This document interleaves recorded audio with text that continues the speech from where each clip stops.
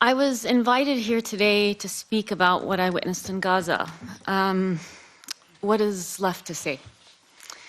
What has been shared before me by my co-panelists here and has been said over and over again for the last year and a half is already so damning and both morally and legally sufficient to merit a response. In the words of my close friend, a surgeon in Gaza, when I asked her what I can share with the world, she said, "I don't know what one can say or write honestly. Last time I was asked this question, I felt like screaming in the face of the whole world and telling them, what are you waiting for? You've seen and heard it all." So nothing I can say today can fully encapsulate the catalog of atrocities that I witnessed last year in Gaza, that I witnessed this year in Gaza. Just in the last 10 days that I was in Gaza, this past time, so only 3 weeks ago, in addition to Israel's vicious break of the ceasefire agreement, killing or maiming 100 children every day, according to UNICEF, we had 76 dead bodies in our ER within 2 hours, or in the morgue of the hospital I was based at, early morning on March 18th. In these last 10 days, of the time I was in Gaza, the Israeli military also shelled a UN team, killing and maiming members of it, bombed the ICRC offices, directly hit Nasser Hospital, where I was working with a drone strike, killing 2 patients and injuring others.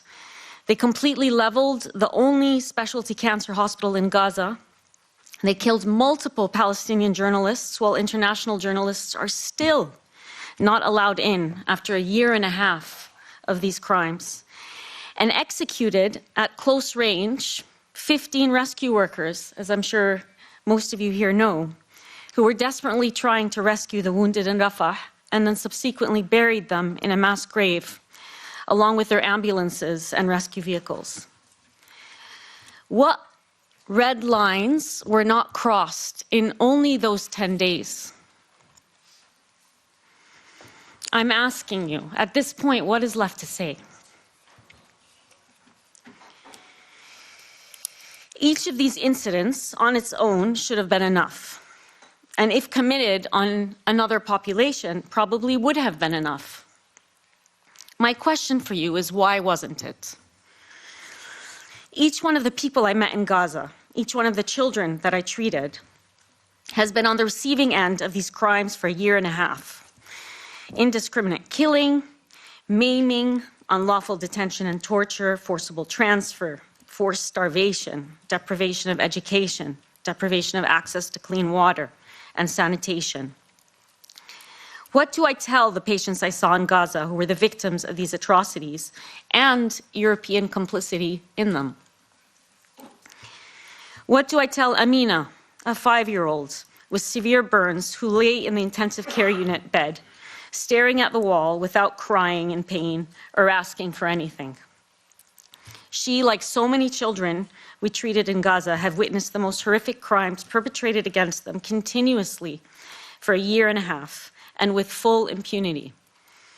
What do we tell all the children of Gaza about why we let this happen, and for some, why they even enabled it?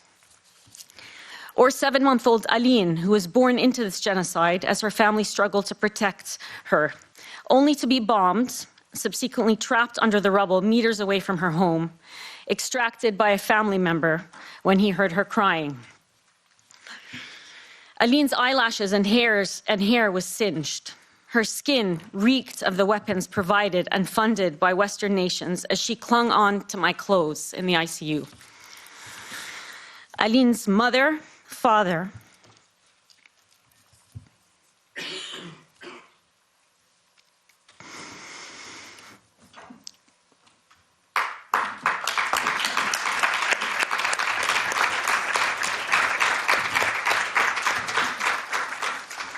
Aline's mother, father, and 5-year-old sister were all killed.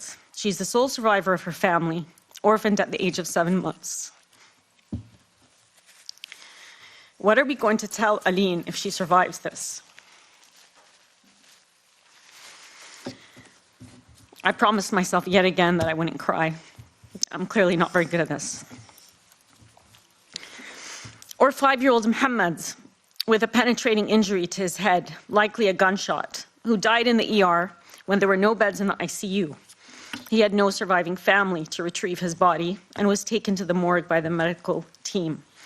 Do we wash our hands of accountability because his entire family was exterminated, leaving no one to be accountable to? What do we tell 13-year-old Amir, who sustained severe neck trauma after his home was bombed and kept calling for his sister, who he didn't recognize was the girl in the bed next to him because she'd been burned beyond recognition? I tell Amir's story often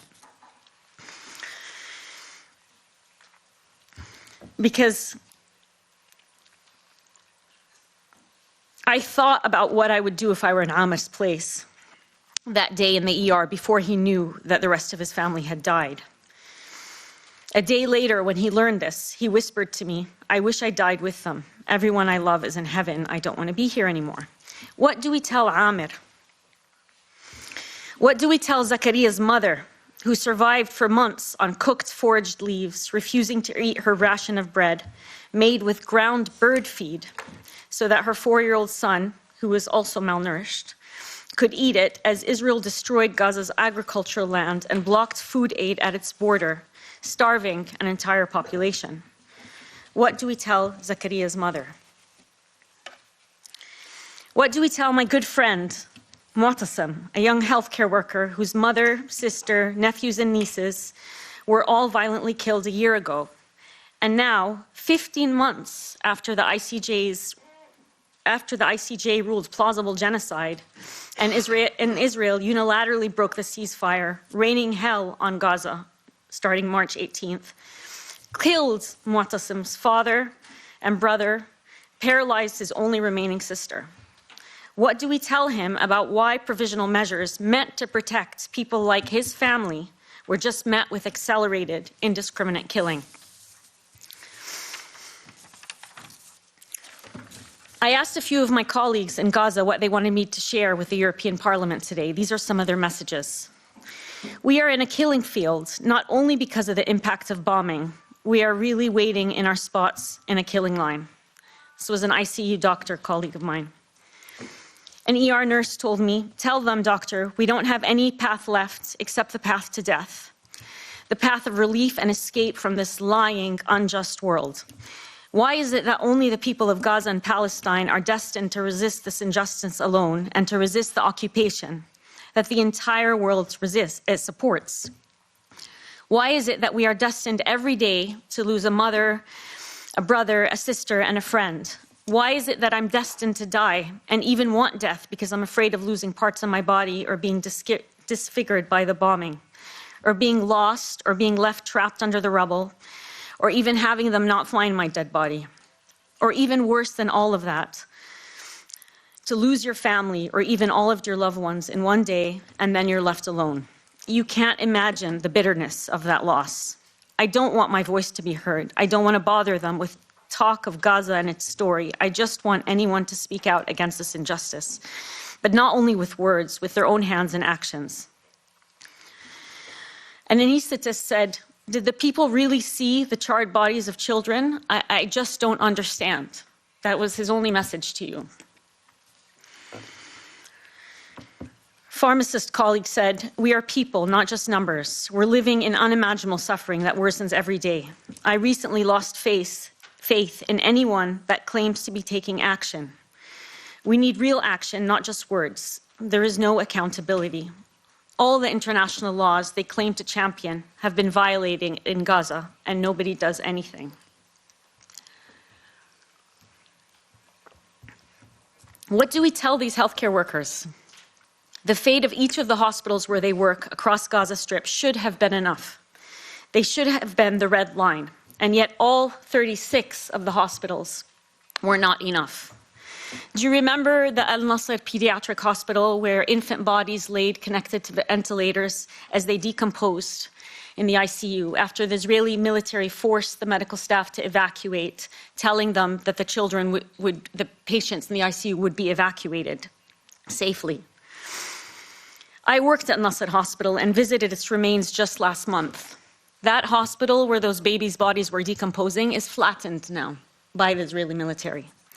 Or its neighboring Rantisi Pediatric Subspecialty Hospital, where I also worked before. Rantisi Hospital cared for Gaza's sickest children. It was forcibly evacuated and used as a base for the Israeli military, where they intentionally destroyed life-saving equipment. I saw machinery with the motherboards, medical equipment with the motherboards shot at, clearly intending that these life-saving equipment are never used again. Or Al-Shifa Hospital, a hospital many of you are probably familiar with, the center of Gaza's healthcare system that was attacked initially in November 2023 in the shadow of disinformation, causing international outcry. And yet, when attacked again in March 2024, destroying and burning it, it barely received any attention. The Israeli military destroyed all but the maternity building. All equipment and medical supplies were burned. We walked through its rubble when I was there last month, including 3 mass graves that were told some 170 bodies were recovered from, some unidentified. We saw mounds of charred IV lines, dialysis equipment, patient beds, and wheelchairs hanging out of blown-out walls. Everything used to heal in a hospital whose name, Al-Shifa, means healing, was destroyed. I could go on and on about the Indonesian hospital, about Kamal Adwan Hospital, about Al-Emirati Hospital, Al-Auda Hospital, Al-Nasser Hospital, Al-Aqsa Hospital, Al-Ahli Baptist Hospital. Bombed just 3 weeks ago. Al-Durra Paediatric Hospital bombed just 4 days ago after the team tried to set up another intensive care unit there. There are no remaining pediatric intensive care units for the population in Gaza City and the north of Gaza. The organization I went to Gaza with, Medical Aid for Palestinians, helped set up a small ICU in a non-governmental hospital that didn't have an ICU before. There are 6 pediatric intensive care beds. There were no neonatal intensive care beds left for Gaza City in the north of Gaza when I was there. They set up 6 neonatal intensive care beds in that same small non-governmental hospital. So all 12 beds, PICU and NICU, have a total of 5 ventilators. 5 ventilators for over 1 million people. There are 30 ventilators sitting at the Gaza border, or in Israel, prohibited from entering Gaza. These are 30 ventilators, UNICEF ventilators, prohibited from entering Gaza. I was told just last night by one of my colleagues from UNICEF, who's currently in Gaza, that 24 newborns died in March alone because of this blockade of essential medical equipment. Unlike the first and second hospitals bombed in 2023, not even an attempted justification was required to ensure the impunity of the attacks on most of Gaza's 36 hospitals. Impunity of attacks on over 140 ambulances that were destroyed in Gaza, and the over 1,400 doctors, nurses, paramedics, and other healthcare workers that have been killed in Gaza. The hundreds of healthcare workers that have been detained unlawfully and tortured in Israeli prisons. Killing healthcare workers, bombing and destroying hospitals and ambulances has become an internationally accepted and tolerated norm. What do we tell my colleagues about why we clap and bang pots applauding our healthcare workers heroically during the COVID pandemic? While we tolerate the intentional targeting and massacre of Palestinian healthcare workers who courageously continue to provide care for their patients in the midst of genocide. What will we tell future generations about what Europe was doing when we watched as 100 children were maimed or killed every single day? As we watched as their dismembered bodies were desperately streamed by courageous Palestinian journalists when international witnesses were barred. As we watched them burn alive, including the nephews and nieces of one of my colleagues and friends in Gaza. As we saw the most live-streamed genocide in modern history be met with silence, empty words, or worse, enabling. Western governments at most express deep concern without stopping to supply Israel with the technology, intelligence, and weapons to continue this war. Do we tell future generations that Western societies gave permission to exterminate the Palestinian people?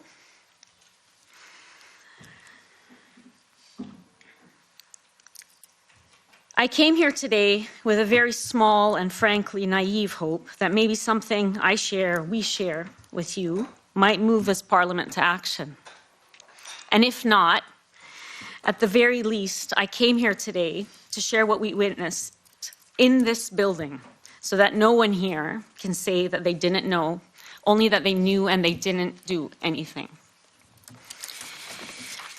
I know that by virtue of being here today, many of you are already convinced of the need to act. It's not too late for many, but it's not too late for the rest. So I urge you, I implore you, no more words, please act.